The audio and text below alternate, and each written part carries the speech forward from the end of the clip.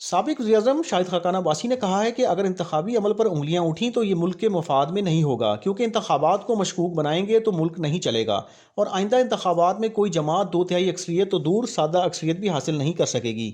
Don news के programme में गुफ्तगू करते हुए शाहिद खाकान अब्बासी का कहना था कि लेवल प्लेइंग फील्ड ना मिलने का बयानिया, लाडले और सिलेक्टेड प्लस जैसी बातें इलेक्शन को मशकूक बना देंगी।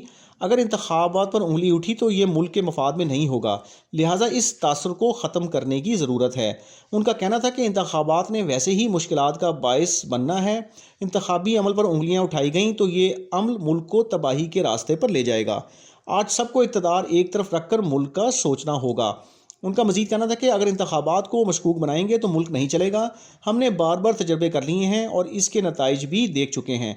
जब उनसे सवाल किया गया कि क्या आसिफ जरदारी के हालिया बयान से बिलावल भुट्टो की सियासत और साख मुतासिर हुई है, तो साबिक वज़ीर-ए-आज़म का कहना था कि सियासत बिलावल भुट्टो की नहीं बल्कि उनकी जमात की है। बिलावल भुट्टो को ताबे होना पड़ेगा, कोई शख्स इनफरादी तौर पर ताकतवर नहीं होता। उन्होंने मजीद कहा कि आसिफ जरदारी की बातें अरसे बाद समझ आती हैं। पीपल्स पार्टी में अभी क्या हो रहा है इसके बारे में 6 से 7 माह बाद ही समझ आएगी कि जरदारी साहब ने आखिर क्या और क्यों कहा है। नवाज शरीफ की किसी मुबैना डील के तहत वापसी से मुतल्लिक सवाल पर साबिक वज़ीर-ए-आज़म ने कहा कि मियां नवाज शरीफ को एक अदालत ने इश्तिहारी करार दिया था और आज एक अदालत ने ही ज़मानत दे दी है। आइंदा इलेक्शन में हिस्सा न लेने से मुतल्लिक सवाल पर उनका कहना था कि वो मुल्क की मौजूदा सियासत से इत्तफाक नहीं करते, क्योंकि ये मुल्की मफाद में नहीं है, इसीलिए इसका हिस्सा भी नहीं बनना चाहते।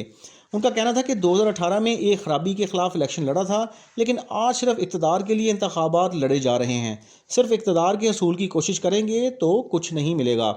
शाहिद खाकान अब्बासी ने मखलूत हुकूमत की हिमायत करते हुए कहा कि इंतखाबात में कोई भी जमात अक्सरियत हासिल नहीं कर सकेगी और इलेक्शन के बाद मखलूत हुकूमत बनेगी। इसमें फ़ैसले इत्तफाक़ राय से किए जाते हैं। इमरान खान ने भी मखलूत हुकूमत बनाई और कहते रहे कि बाजवा साहब उन्हें काम नहीं करने दे रहे। जब उनसे सवाल किया गया कि नवाज शरीफ 2/3 अक्सरियत का मुतालबा किससे कर रहे हैं, तो उन्होंने कहा कि मियाँ साहब अवाम से मुतालबा कर रहे हैं, जो बिल्कुल जायज़ है। अलबत्ता 2/3 तो दूर की बात है, आज कोई जमात सादा अक्सरियत भी हासिल नहीं कर सकती। जब उनसे सवाल किया गया कि नवाज शरीफ वज़ीर-ए-आज़म बन सकते हैं, तो साबिक वज़ीर-ए-आज़म का कहना था कि अगर नवाज शरीफ 3 बार वज़ीर-ए-आज़म बन सकते हैं तो चौथी बार भी बन सकते हैं। 2018 में अपने हलके में इंतखाबात में शिकस्त से मुतल्लिक सवाल पर शाहिद खाकान अब्बासी ने इंकशाफ किया कि मेरे साथ 30,000 वोटों की धांधली की गई थी और इसका एतराफ़ एक पुलिस अफसर ने भी किया, जिसने बाद में मुझसे मुलाकात की। उसने गुनाह का एतराफ़ किया और माफ़ी भी मांगी थी। उन्होंने कहा कि आज मुल्क और इसके अवाम मुश्किल में हैं, लिहाजा वो अरबाब इख्तियार लोग जो असरअंदाज होते हैं, उन्हें सबके साथ मिलकर एक मेज़ पर बैठना होगा ताकि मुल्क के लिए आइंदा की राह हमवार कर सकें। मुस्लिम लीग नून के रहनुमा ने कहा कि इस्तेहकाम पाकिस्तान पार्टी इक़्तिदार में आने वाली जमात को इस्तेहकाम देगी।